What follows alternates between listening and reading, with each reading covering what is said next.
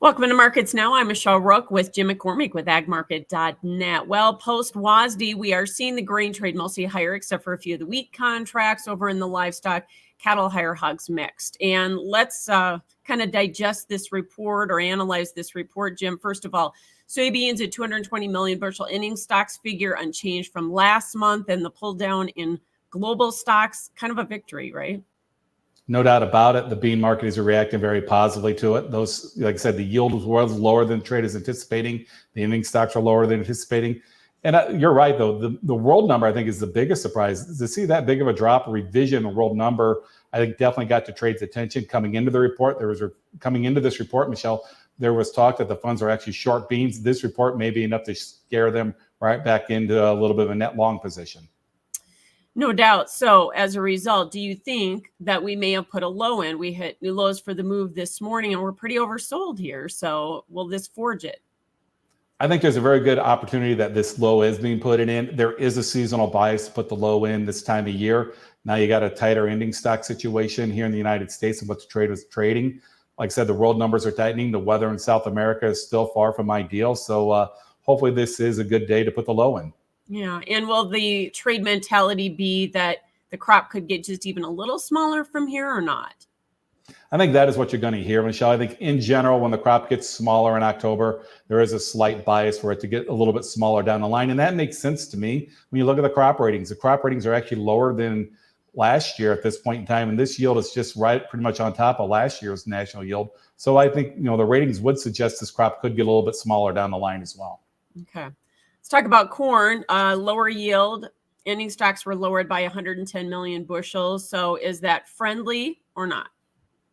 It's friendly compared to expectations, Michelle, but I do not think, unfortunately, it's going to be friendly enough to break us out of this sideways range we've been in for the past, 60, 70 days. I mean, the reality is a 2-1 carryout is still a very comfortable supply. Look at the spreads today. They're really not narrowing. So the cash market is very comfortable looking at the supply of corn at the market. What we really need to see is some demand to come in. They did cut export demand a little bit. We'd like to see a change in that trend and see China maybe come in and buy some corn to get the demand bulls a little bit excited. Yeah, no doubt. And I know you were fearful before the report that we may actually see a revision up in yield. So the fact that we've come down in yield is positive, but will we come down more? And if we do, will it be offset by demand? I think the odds are, like I said, I thought for sure, the Eastern Corn Belt yields are definitely pretty good from what we're hearing. That's what we're thinking, maybe a little bit up. Obviously, we got a bullish surprise today. History, just like the beans, when they get a little bit smaller in October, the history does work in the favor that the crop will get a little bit smaller down the line in November, then again in January. But unfortunately, unless we see an uptick in exports, there's a very good likelihood that they will offset maybe some of that production losses anticipated down the line with demand cuts. So the balance sheet overall, Michelle, I'd say is going to stay relatively cumbersome around this 2.1, 2.15 carryout number. Yeah. So you mentioned you think we're going to be range bound, but do you think the harvest low, though, is in here on corn after today? I think there's a very good shot of it. I think one thing you do got to be a little bit cognizant of, Michelle, that, we're kind of what I like to say is back as old school as new again. We've got full carries in the market. Traditionally, in bear markets on full carry, the spot month will tend to fall back to where the previous month went off the board. The September corn went off the board around 365. So there could be a chance that, on a traditional bear market, we could go down and try to test that low where the September went off the board. But on the fundamental side, seeing this crop get a little bit smaller, seeing dryness issues in northern Brazil, as well as Argentina, hopefully this is a good sign that we are in a process of putting that fall low in. Yeah. Funds are short, but this isn't enough to get them to cover that, right?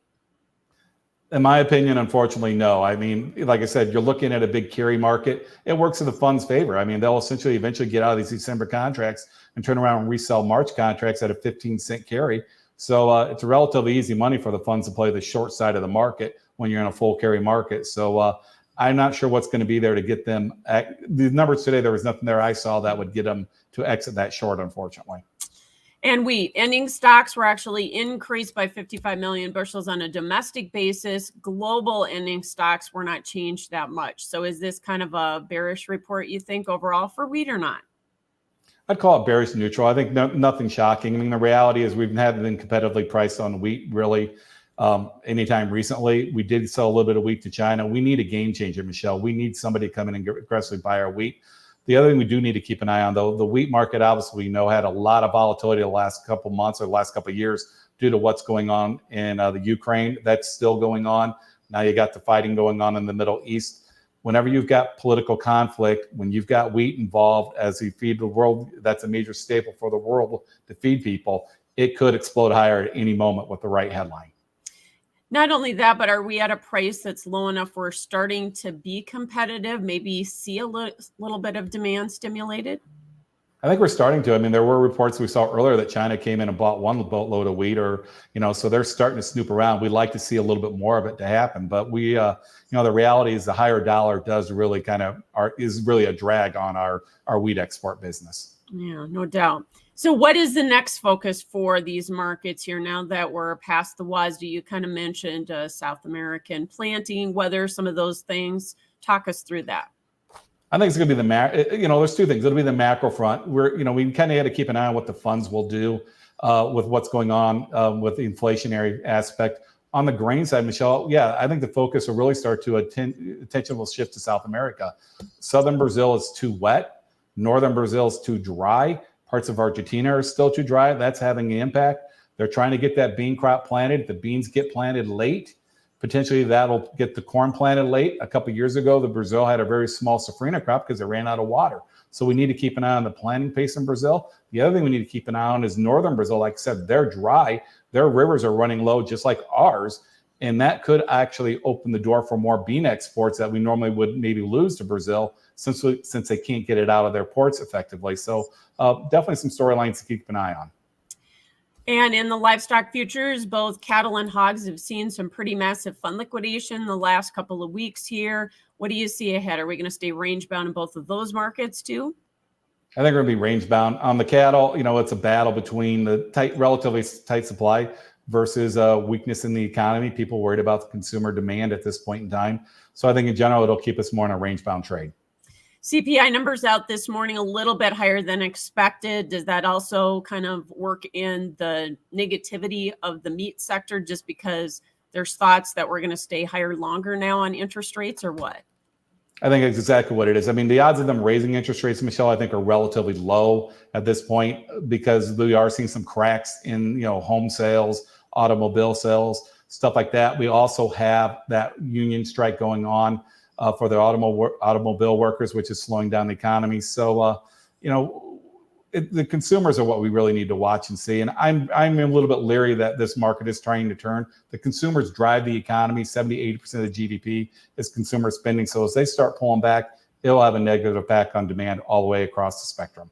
Absolutely. Thanks for joining us, Jim McCormick, agmarket.net. That is Markets Now.